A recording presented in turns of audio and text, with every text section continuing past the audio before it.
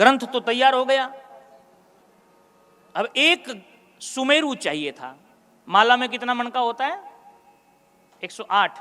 एक होता है सुमेरु जो सबसे ऊंचा होता है, उसको सुमेरु बोलते हैं। कि संतों का चरित्र तो हो गया, माला तो अपनी पूरी हो गई, पर सुमेरु चाहिए।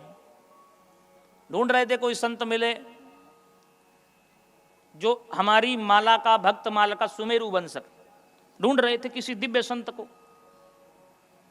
उसी समय महाराज श्रीधाम वृंदावन में एक बहुत बड़ा भोज भंडारा हुआ संतों का। एक सेठ ने भंडारा किया। सेठनी ने अपना पूरा सामान बेच करके, घर का जेवर जुवर सब बेच करके, पूरा जितना पैसा इकट्ठा हुआ सब संतों के भंडारे में लगाया। और भारतवर्ष के जितने दिव्य संत थे सबके सब श्रीधाम वृंदावन में उस भंडारे में पहुंचे।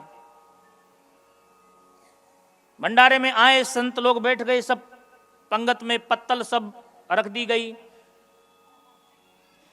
सब महात्मा बैठ चुके थे। तो महाराज अब भंडारा वितरण होने लगा, शुरू हो गया।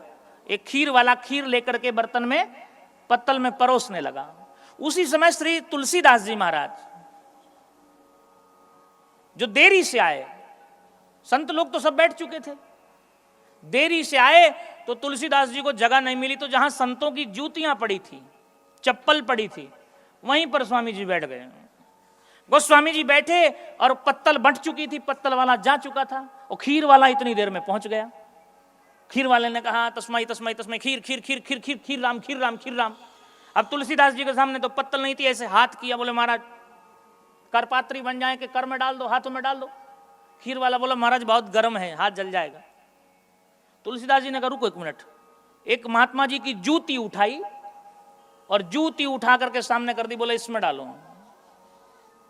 खीर वाला बोला महाराज सारी खीर बर्बाद हो जाएगी, जूती में खीर डलवाओगे तो मिट्टी लगी, खराब हो जाएगी। तुलसीदास जी ने कहा ऐसी वैसी जूती ना है, एक संत की जूती है, और संत की जूती में ऐसी वैसी धूल नहीं होगी, किसी संत के चरणों की धूल होगी। संतों के चरणों की धूली को तो भगवान अपने माथे से लगाते हैं।